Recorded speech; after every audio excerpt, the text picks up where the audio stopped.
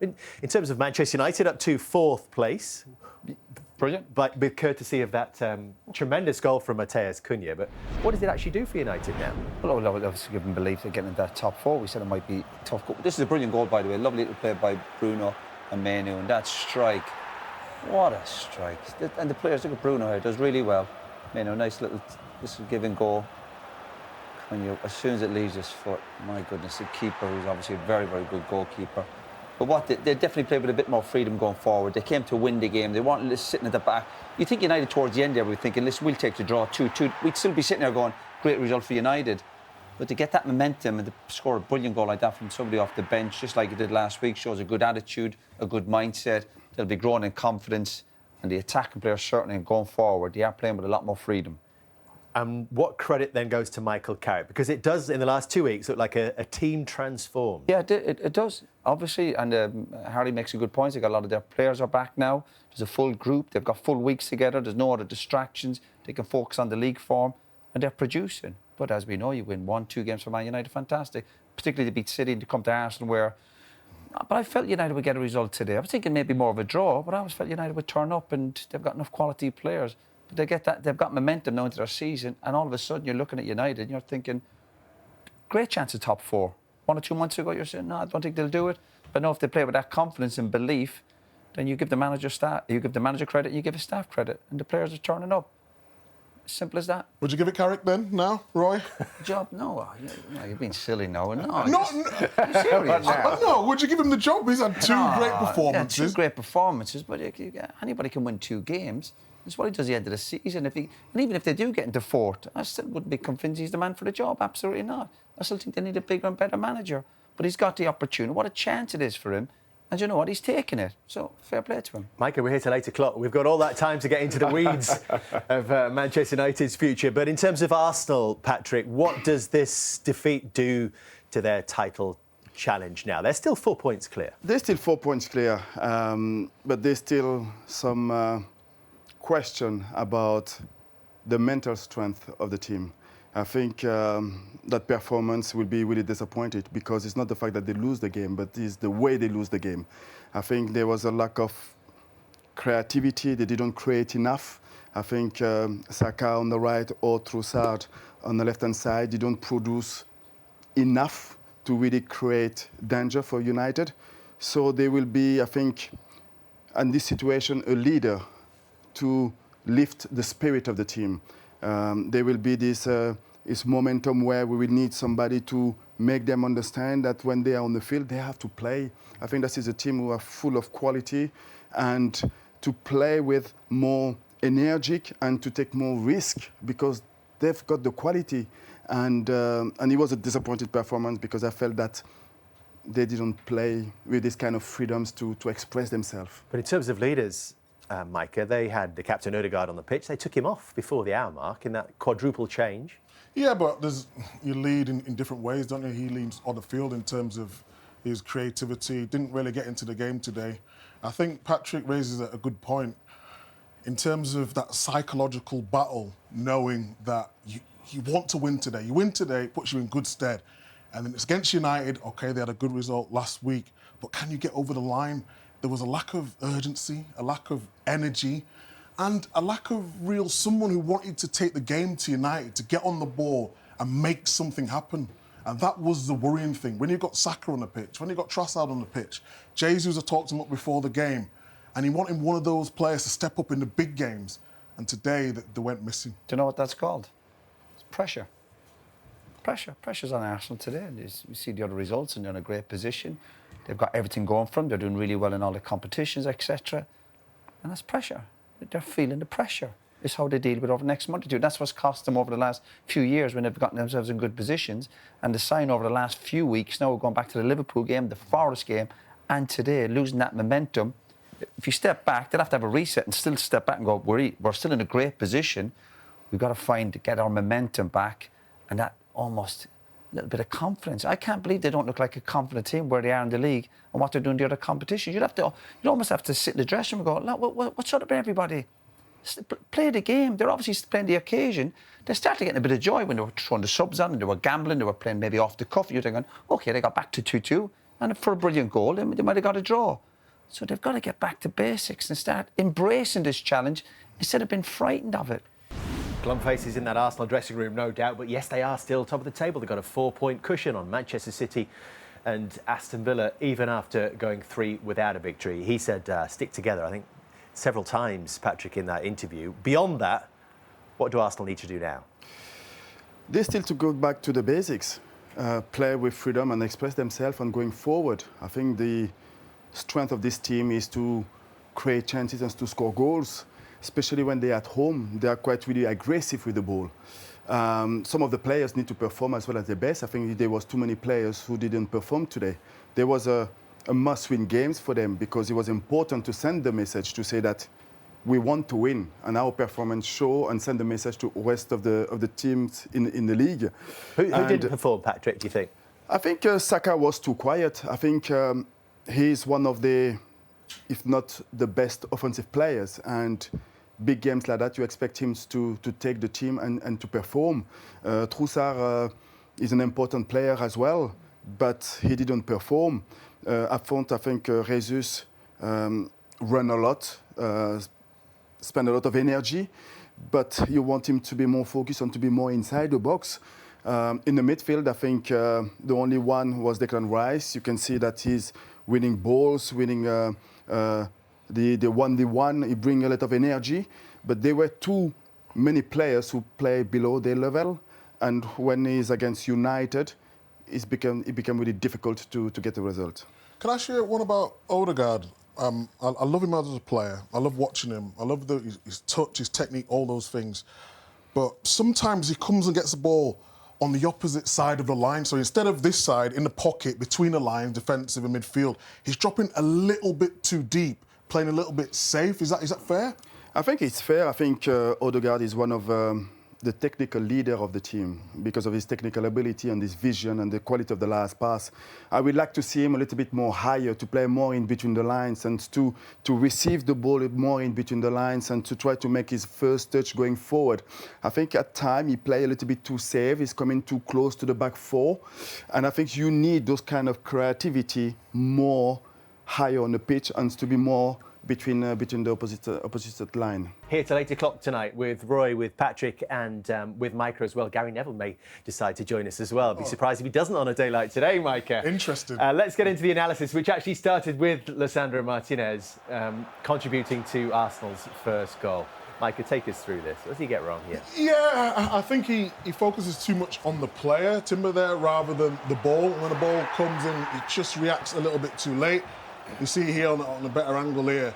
Now he's trying to get up, and he's just fighting in the box, not concentrating, and he can't adjust his feet at the right moment. But nevertheless, it was a good move. Timber in forward positions, and then I thought it come off Timber, but it's gone down as an own goal. I'm sure Timber will want it.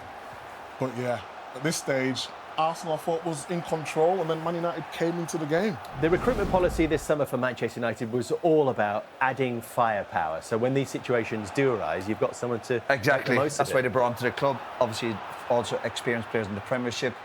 Goal scoring last year for United was a huge problem. A lot better this year, and obviously poor from Arsenal. Even there, the pace of pass, decision making at this level, but you still got to finish it. He's cool, he's calm, beautiful. And gets United back into the game. And it gives them a big lift as well, not long before half-time. It's a real mess from Arsenal's perspective, isn't it, Patrick? It's a real mess from Arsenal's perspective. It is a real mess for Arsenal. I think losing the ball in the last 30 yards, it's really difficult, especially in front of those quality players. One mistake, you concede a goal straight away. So they were quite really exposed in possession. And then when they lose the ball, it's a 1v1 against the goalkeeper on that side, and Boumé did it really well. It was pretty quiet the first half, and then it just burst to life, Roy. Brilliant.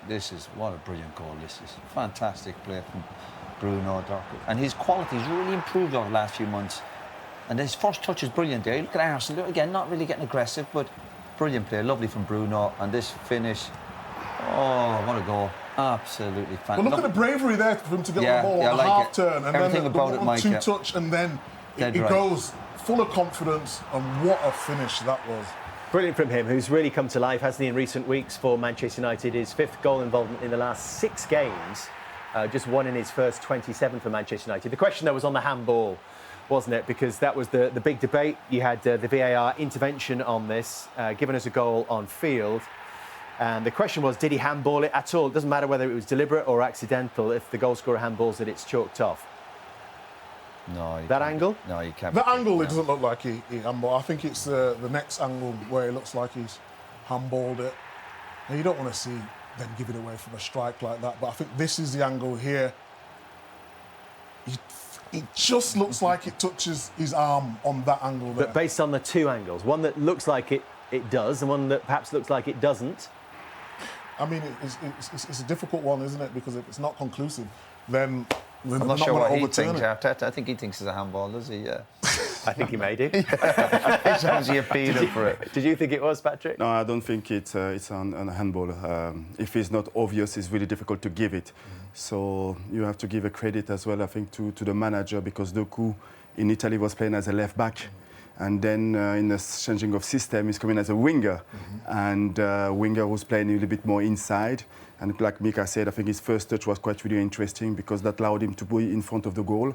And this performance are getting much better since the he's been outstanding. Started of the season. He's grown in confidence and belief and shown real quality. And the fans are appreciating it as well. They voted him the Manchester United man of the match on the Finalysis app. Harry Maguire voted man of the match here in the stadium.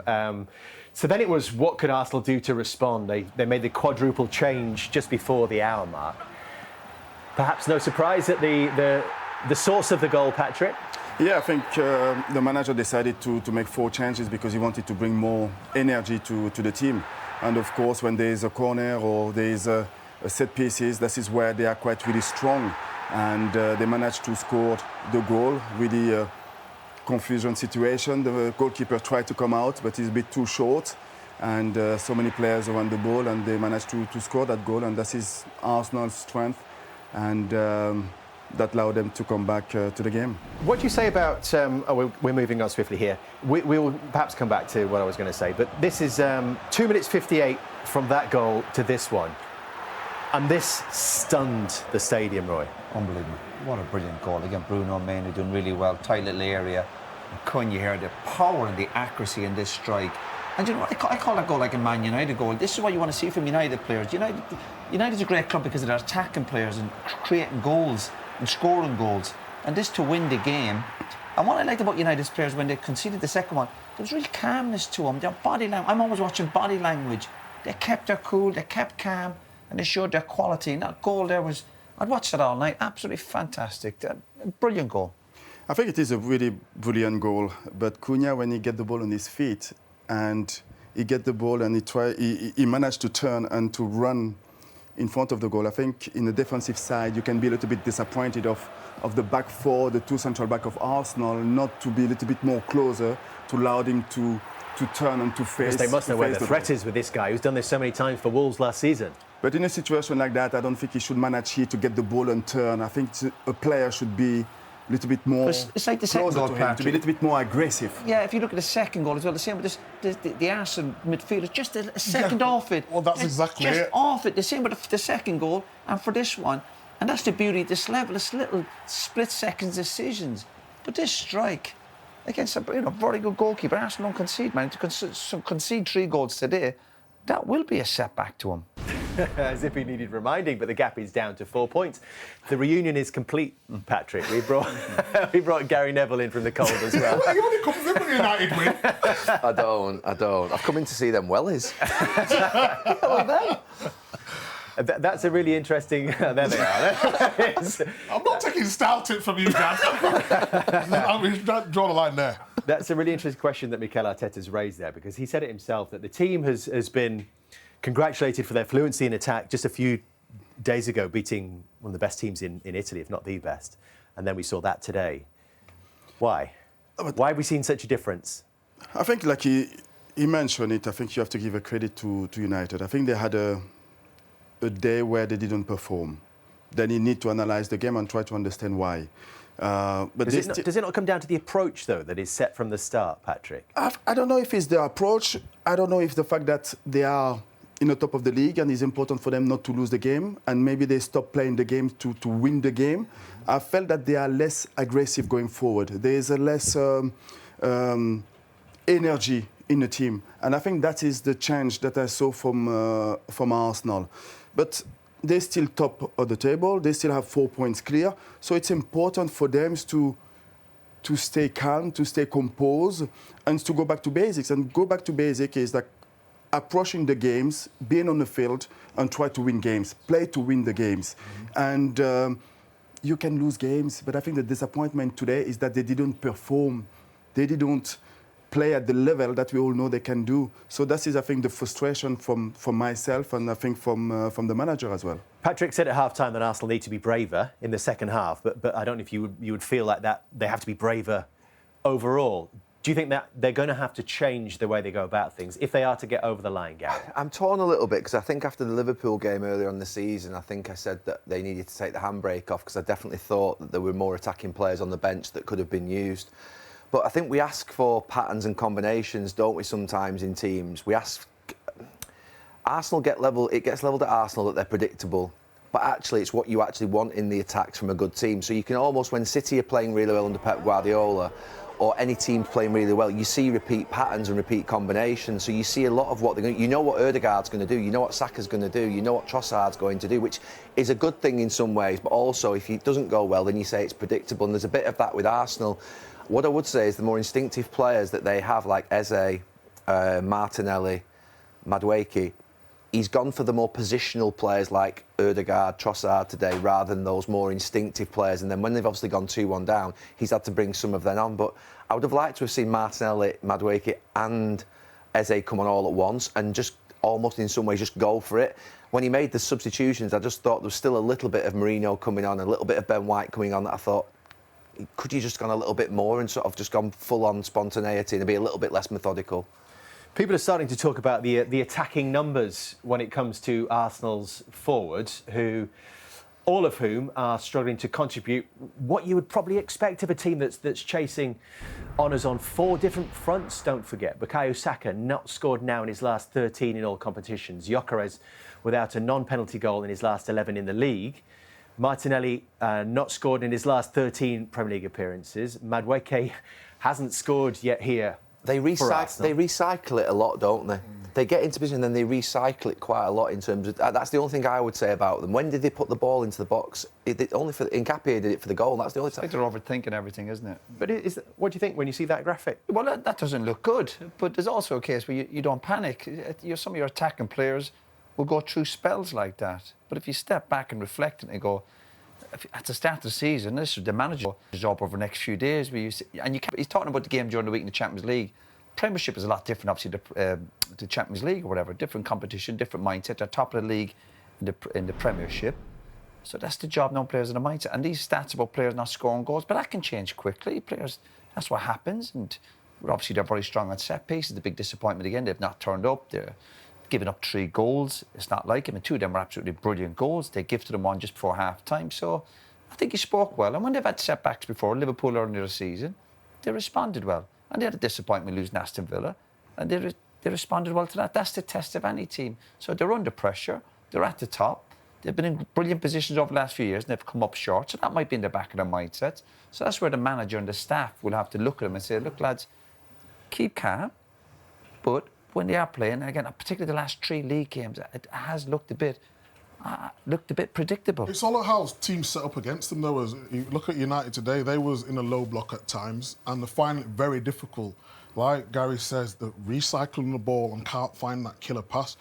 But they've scored 2 goals at home. Like, if you score 2 goals at home and you're top of the league or you're one of the top teams, you still think two goals at home would be good enough to certainly get you a draw, and most times a win. When we were at United, we were trying to go for league titles. The second half of the season, the manager used to always say to us, lads, you get 2 goals a game, you'll win the league. Because you're going to be pretty decent at the back. You're they going just to can't dominate panic, position. though, can they? They're the top of the league. We're talking about them like they've just given away massively. The 4 points still ahead. Yes, the psychological battle is United was a dangerous important game from today. It was I smelt it before the game today. United were always going to cause Arsenal problems. Everyone talked about the fact that Arsenal needed a number 9 to get over the line this season after 3 seasons finishing runner-up, and it hasn't really played out like that in terms of the numbers that they've been produced across the season so far. The top scorers list has Gyökeres on 5. This is just the league. Trossard on 5, but own goals actually is the joint 3rd top scorer. Again, Patrick, is that something that Arsenal don't need to worry about at this stage? Or would you expect 2 or 3 to burst from that pack and put the numbers on the board to get Arsenal over the line? I don't think you need to be worried. Of course, it's a concern because you want your number 9 to score goals to be like 2 figures. And that's not the case. And it is the concern. But you're still in the top of the league. So if you're in the top of the league, that means you're doing something good. So there's a collective game, and I think it's quite interesting to see so many other players with 4 goals, 5 goals. What they need, I think, it's how you can create for your number 9, how you can put your number 9 in a better position to create those chances and to score goals. By doing that is maybe to put more the ball inside the box. Sometimes I felt that, like Gary mentioned early on, they try to recycle the ball. And if you have this kind of physical presence, you need to put the balls inside the box because you never know. You can maybe score against, like an own goal you scored today. But I think they need to have more people inside the box. You need to put more the balls inside the box, especially when you are in the last 30 yards. The positive for Arsenal is that people have won the title before without having a 20-goal striker, which a lot of people always think you do need. But it's not the case. The team that won it after Arsenal's last title was Chelsea, 0-4-5, and Frank Lampard top scored for them with 13. 3 of those were penalties. Gundogan, when City won the title in 2021, with 13. And so the list goes on, Gary. Yeah, I mean, look, it can happen where you can get contributions from many different areas and you can get 8s and 10s from others from midfield. The one thing I would say about Arsenal being a striker, and it's similar sometimes with City when you watch Haaland, although he does get the goals to go with it, as Patrick's just said, you can't really picture what type of pass or cross Arsenal players play into the box that often. You know, with City back in the day, it used to be that De Bruyne and Silva would get to the byline and they'd get those pullbacks in and you'd see those types of goals that would be scored. With Arsenal, at the moment, unless Saka comes in, you know, with a dribble and then he maybe just dinks one, I can't really see another picture of how you score goals, a lot of goals in this team, because other than set pieces, that's the only time really where you see balls getting put into the box directly. I think Arsenal are a little bit too deep tactically. So when they lose a ball, Saka and Martinelli or Trossard go really deep, and then when they try to go on the transition, Man United, especially today, are allowed to get back into positions. So you go to the wing, Saka's getting doubled up, you go over the other side, Trossard, and everything's moving too slow. You're looking for that intricate pass right over the top, and it's just not, they're all set.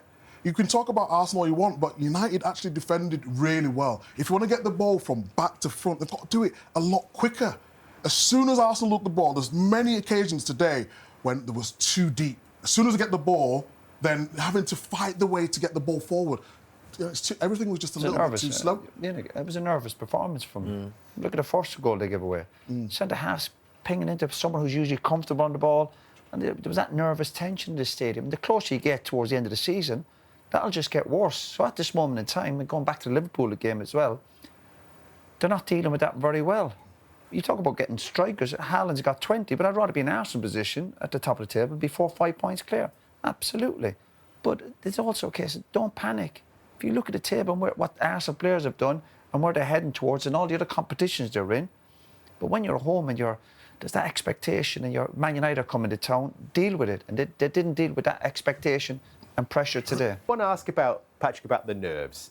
Is it because it's been so long, do you think? And does that come from the stands? No, I think it's one of the reasons it's been so long that Arsenal didn't win the title. I think when you look at the majority of the players here, they want to win it so badly. And of course, they're feeling the pressure and the expectation from the fan. And it's about how do you manage that expectation. And they all want to win it, I think. So how do you manage that expectation? I think it's to go back to basics. It's about how do you get to top of the table. You get to top of the table, that means you've been playing in the right way, you've been really positive and not changing the attitude. And we know that Arsenal has been a long, long time that didn't win the title. I think in the last couple of years, they managed to build this kind of experience, they bring quality players, and they have 2 good players in every position. So I think they have the squad to go and to win the title. But that's the hard part, isn't it? The last bit is always the hardest bit. Because they never did it. And I believe that the first time is always the most difficult one. Patrick, can I ask you about that? Because when I first won a title, I had very experienced players who'd already won the title. And when you came to Arsenal, 98 will have been your first title. but you had Tony Adams in the team, you had Nigel Winterburn lead. How important were those players in settling everybody down? Because the Arsenal players haven't got a Tony Adams or a Nigel Winterburn. How important were they to you? Really, really important, especially when you're going through a difficult period, because to win the title and to be playing well from the first to the last game of the season, it will never going to happen. It will have time and moment where you will lose a little bit of confidence and you're not playing well. So those kind of experiences are quite really important because they are the one who will keep the spirit higher and they're the one who will keep the togetherness together.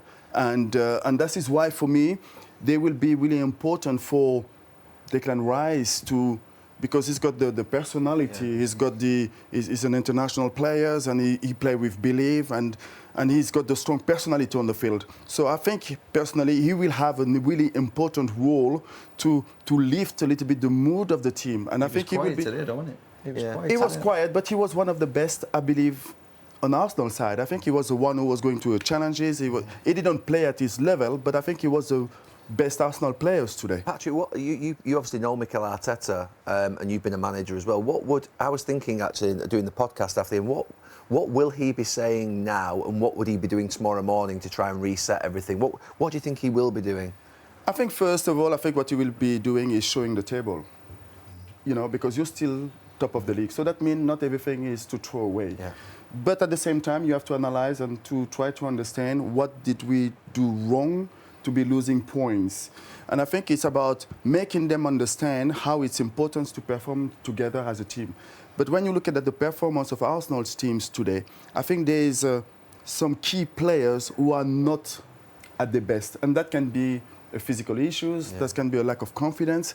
I don't think as a team they lost a lot, but I think the single players, individual players, not performing at that level to allow them to win games. I have to pick up on something you said right before the game today, Patrick, which was now or never for Arsenal in terms of winning the title this season. What did you mean by that? I think the team's been built in the last 5 years since Arteta was there, and you can see that the team's growing up year after year. I think Arteta in the last couple of years did a really good job. And I think they are today the best team in the Premier League. They are the best. When I say today or never, is because other teams are not doing well. And I think that's an advantage for Arsenal. They've been playing well since the beginning of the season. It will be sad to seeing them losing that kind of momentum. So that's why it's important to stick together, to create this togetherness to keep performing, because Liverpool are out of the title race. Chelsea, I believe, are still out of the title race. So it will be City and Aston Villa who can really challenge them. But that's why I believe that is an important year for them. It does feel unthinkable, though, doesn't it, this season, that if they don't win it. It does feel a little bit like that. I understand what you mean by now or never, because it does feel like you've on that journey and you're getting closer, and then everyone falls away this season, which they have a little bit. City have never been as weak. Liverpool have gone. Well, City go and get Semenyo and Mark Gay in their period of weakness. And look, they're the danger. City are obviously the danger. Does it matter how you win it? Once you get that trophy in your hands, Roy? No, because all forgotten? no, of course not. But on the back of your medal, it doesn't tell you how many points you won it by. It's just about getting over the line. And these are tests for Arsenal. And you're on about the manager. What will he do over the next few weeks with them? Because again, momentum's a huge word in sport. But they've got a little bit of room to obviously slip up like they did today. So the manager and the staff jobs might be in the next week or two about taking it easy in training, a couple of days off. They got a busy schedule, games, obviously huge schedule coming up, big games coming up. And you say, how can you do them? How can you take them opportunity to give them days off? You do it. You take a risk sometimes. You think, well, we should be in tomorrow. But the manager, Arteta, will have to look at his group and say, well, it's not necessarily physical stuff. It's just mental. Mix things, train up a bit, lighten it up. But then again, you need your top lads performing. A few more just off it. They've got a gimme game, haven't they, on Wednesday? Is it Tuesday or Wednesday? They've got Wednesday. They've got a game in Europe, which obviously is not that important. But I think Leeds away next weekend's really important. Is it a case that when you're but Dave, winning... but we played for great managers, and they were brave enough to give you days off. And there's a bravery in that, because people think you should be in all the time. Though, is there? But that Leeds game's big. Next weekend, yeah, they've got to, he's got to, I mean, look, he will prepare everything towards that Leeds game for his first 11. I think that game on sort of Wednesday will be... They'll want to win it because it's here in front of 60,000, but it definitely won't be a priority. Yeah, but I think even as guests here, we're putting a lot of pressure on Arsenal. I understand they want to win it, but they are 4 points clear.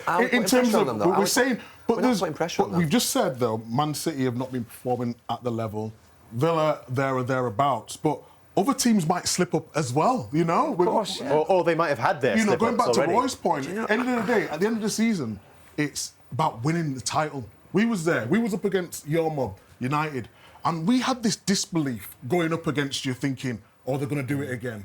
And we had a few bad results. I remember one at Everton where Yaya Toure was AFCON. And inside the dressing room, we was thinking, we've got no chance. And you have a bad result, like the guy said, it's how you react from it. It's not like Man City have gone 4 points clear. Arsenal still have a 4 point gap. So what if we're putting pressure on We're them? not putting pressure on them. We're not, The question was that Arsenal is to win. Arteta's doing a good job. He's been up against Slot with Klopp's team, wonderful team, and he's up Micah, against Pep, one of the best managers. No, I'm just saying. We're not Every game with Arsenal, they must win. No. But everyone else is going to trip up as Michael, well. to be fair, I've predicted Arsenal will win the league, but I think the fact that they've drawn against Liverpool, drawn against Notts Forest and lost against United is putting pressure on themselves. It's not us putting pressure on them. They've dropped basically in the last couple of weeks quite a few points. They've won 2 out of 9. So I don't think it's us putting pressure on them. I actually think Arsenal will win the league and they'll come through this. But it is right that there are questions asked right now because they've only won 2 out of 9 points against Liverpool, Forest and United, and I think questions will be asked. If they drop points at Leeds next week, further questions will be asked. It's natural. Would you still be confident, Patrick, of Arsenal winning the league right now? What do you mean? Will Arsenal win the league? No, I still believe that I was expecting Arsenal to win the game today because at home against United, I was expecting them to win the game. And they didn't. I think that City had the difficult period. All those players will come back from injuries and City will do really well, I believe, at the end of the season. You're not sounding confident here. So it will be... Blue on blue. It's still really open. It's still really open. Which dressing room would you rather be in now? Which dressing room would you be with a group of players you think that will win the league? Arsenal, of course. Yeah. But who do you think will win it though, Patrick? If you were saying today, I think that Arsenal have enough. Even if I'm really disappointed about the performance today.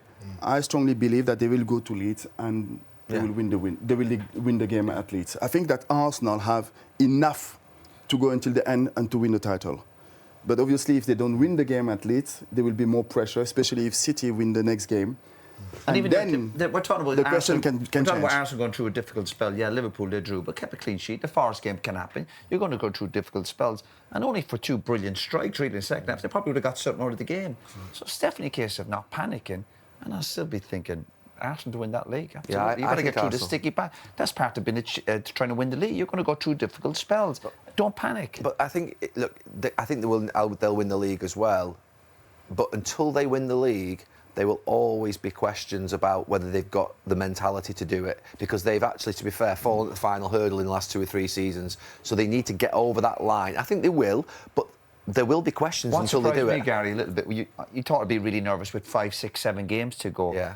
There's really tension here with the support. Every time there's a sloppy pass, the fans were, and there's still plenty of games to go. As if they're getting nervous too early. You know what I mean? It's going to get a lot worse. Yeah, but it was the same when we was going for league at Man City. It was the exact same. That was just you, Micah. It's different for you guys at the time.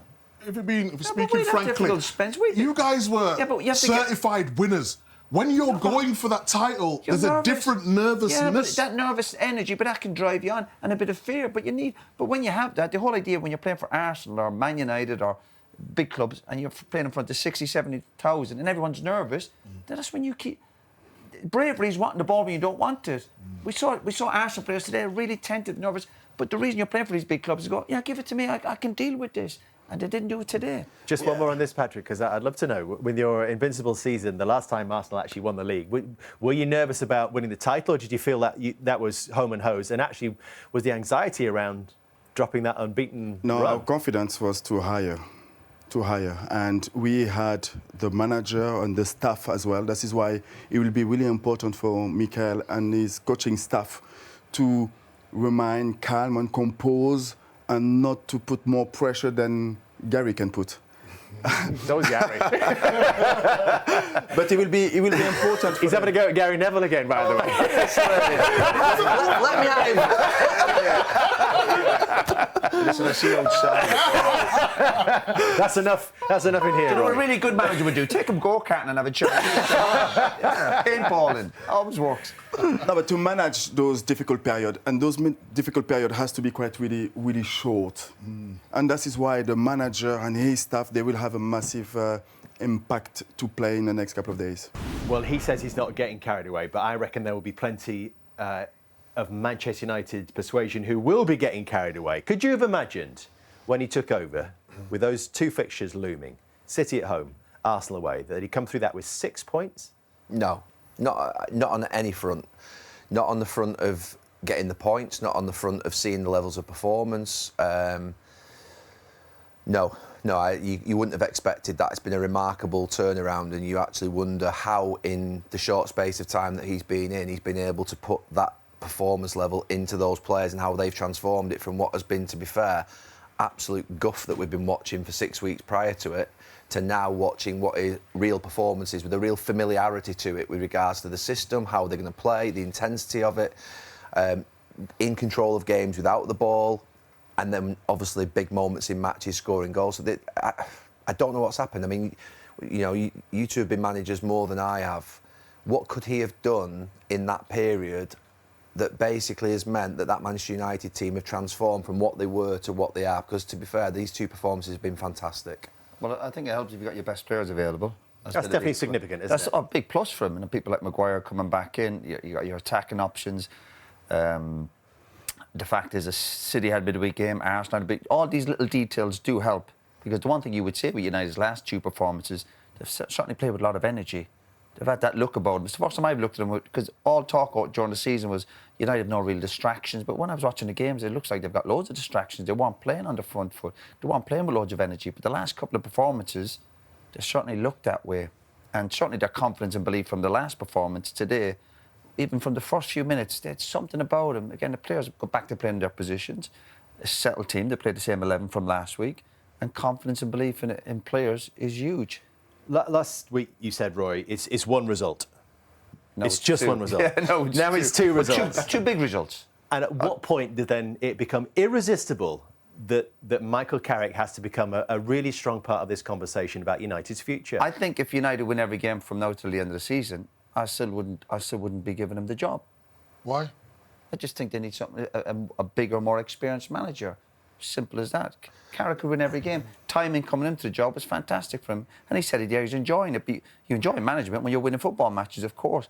But I think the size of the club and the challenges they face over the next few years, because really, I know I've heard Jamie Carragher mentioned the last few weeks, you want a manager you feel will come in and get Man United winning league titles. Are we all going to sit here and believe Michael Carrick can get United winning league titles? Well, we've only got evidence of the last 2 weeks. I know, but that's still not enough for me. If you think on the back of 2 wins he warrants the job, then that's your opinion, and I'm entitled to mine. I don't believe he's the man to get Man United back winning league titles. Does previous experience matter, Patrick? Everyone's talking about a more experienced figure, and Gary has made that point as well. But sometimes does the job fit? Yeah, I think you have a young manager, maybe with no experience, who deserve to have a chance. I think you look at that Inter de Milan with Christian Chivu, who is on the top of the league in the Serie A, and he's doing a good job, and I think he will win the league. So I think a young manager can be successful in a club like Manchester United, and through his career at United, and of course he will learn, but I think in the last 2 games that he played against City and against Arsenal, we saw some really good decision-making. And when you look at today, the injury of Doku, and then he bring another striker, maybe another manager will go a little bit more defensive and to accept to defend. But no, he put one more striker, and I think that is brave from his part. And it's not an easy decision.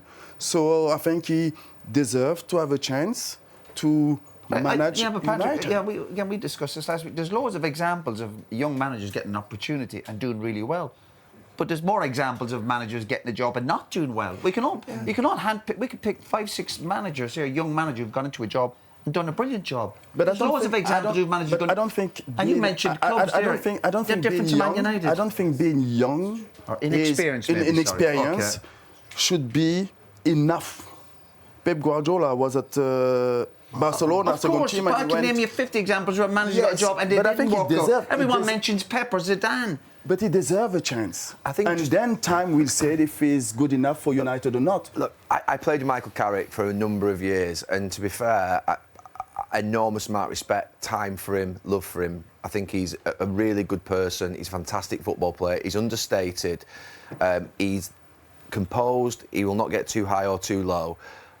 A few weeks ago, before the first game, I think everybody in football thought that a really successful thing would be for Michael Carrick to hold the baton for the rest of the season, do a really good job, put some happiness back into the players, put some happiness back into the fans, put the happiness back into the team, get the performance levels and try and get them into Europe. And if he does that, hand the baton up. That was what everyone was thinking 3 weeks ago, 4 weeks ago.